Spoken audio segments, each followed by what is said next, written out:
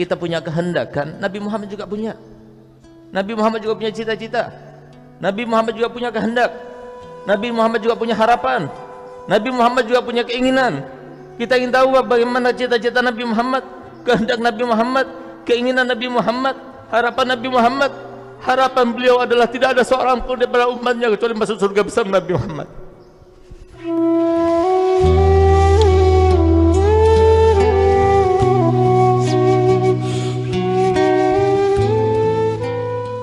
Keutamaan Nabi Muhammad terus bersambung kepada kita.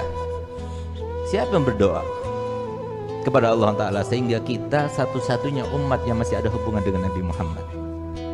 Kenapa Nabi Muhammad mengatakan dalam hadisnya bahwasanya aku ini sangat tahu dengan nama kalian dan nama-nama orang tua kalian? Bagaimana Nabi SAW tahu? Seorang manajer, seorang bapak Kapolres misalnya, seorang pejabat, belum tentu dia tahu dengan nama bawahannya. Tapi Nabi Muhammad, beliau katakan, aku tahu dengan nama kalian semuanya dan nama orang tua kalian. Kenapa? Karena Nabi Muhammad telah berdoa. Walaupun Nabi Muhammad sudah meninggal dunia, tapi ada hubungan dengan umatnya. Untuk apa? Untuk selalu mendoakan. Sehingga apa yang diminta oleh beliau, yang kemudian diijabahkan oleh Allah Ta'ala, sehingga setiap hari Kamis ketika catatan amal ibadah kita ditutup, kemudian disodorkan pada Allah, sebelumnya disodorkan dulu kepada Nabi Muhammad. Wajib disodorkan dulu kepada Nabi Muhammad. Malaikat datang, ya Rasulullah, ini amalnya umatmu fulan bin fulan, dilihat. Kalau isinya baik semuanya, tersenyum Nabi Muhammad. Semoga kita termasuk yang bikin senyum Nabi Muhammad.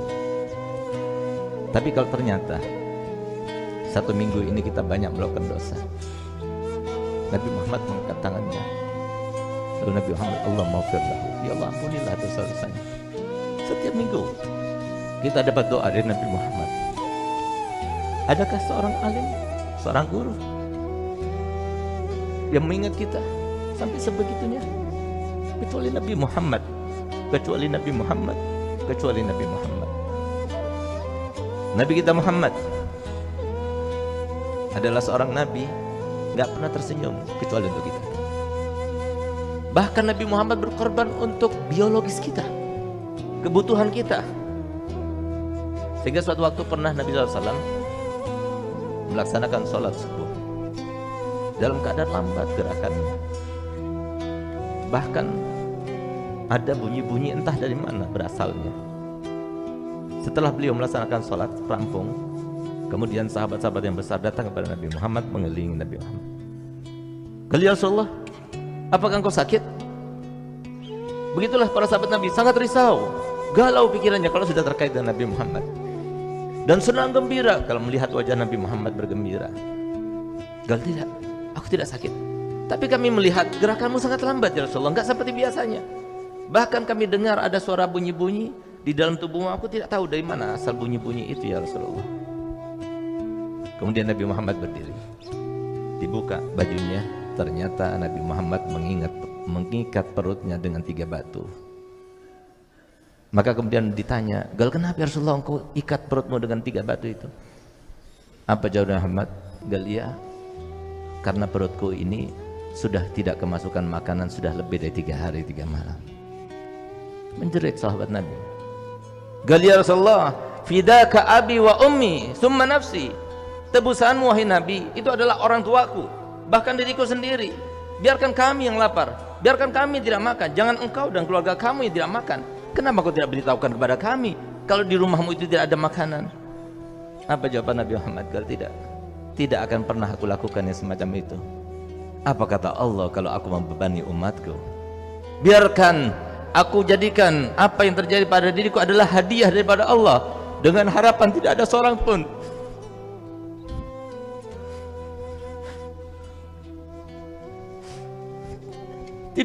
pun daripada umatku yang tidak bisa makan 3 hari 3 malam. Nabi Muhammad sudah mau mengorbankan dirinya untuk beliau, cukup beliau saja yang tidak makan 3 hari 3 malam. Bahkan diriwayatkan bahwasanya beliau 2 bulan berturut-turut sebelum akhir meninggalnya, di akhir-akhir umurnya, 2 bulan berturut-turut itu tidak ada api yang menyala di rumahnya. Yang dimakan itu cuma kurma dan air. Kenapa Nabi Muhammad mau rela semacam itu? Pertanyaannya, kenapa Nabi Muhammad rela seperti itu? Jawabannya adalah supaya umatnya yang miskin jangan kecewa. Kalian jangan kecewa. Miskin di dunia biasa, tapi jangan miskin di akhirat nanti. Kalau kamu merasa miskin, ketahuilah bahwasanya nabimu lebih miskin. Nabi Muhammad yang disodorkan padanya kekayaan dunia, tapi beliau tahu ya, kenapa? Karena dia ingin supaya umatnya semuanya merasa bahwasanya dirinya seperti Nabi Muhammad, seperti nabinya. Itulah Nabi kita Muhammad. Tapi ternyata kita yang dicintainya oleh Nabi Muhammad tidak peduli dengan Nabi Muhammad.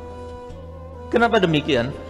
Kenapa saya katakan banyak sekarang umatnya yang dicintai oleh Nabi Muhammad, diperhatikan oleh Nabi Muhammad, dipedulikan oleh Nabi Muhammad, didoakan oleh Nabi Muhammad, baik di masa hidupnya, setelah meninggalnya, bahkan pertama kali ucapan yang keluar daripada beliau setelah dibangkitkan nanti adalah ummati, ummati. Tapi ternyata kita tidak perhatian dengan Nabi Muhammad. Kenapa saya katakan demikian? Karena Nabi Muhammad manusia biasa sama seperti kita. Sebagaimana kita punya cita-cita kan? Kita punya keinginan kan? Kita punya harapan kan? Kita punya kehendak kan? Nabi Muhammad juga punya. Nabi Muhammad juga punya cita-cita. Nabi Muhammad juga punya kehendak. Nabi Muhammad juga punya harapan. Nabi Muhammad juga punya keinginan. Kita ingin tahu bagaimana cita-cita Nabi Muhammad, kehendak Nabi Muhammad, keinginan Nabi Muhammad, harapan Nabi Muhammad. Harapan beliau adalah tidak ada seorang pun daripada umatnya kecuali masuk surga bersama Nabi Muhammad.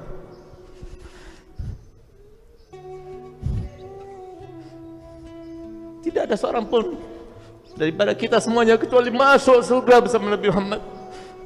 Bagaimana akan masuk surga? Kita tidak memperhatikan Nabi Muhammad. Bagaimana masuk surga?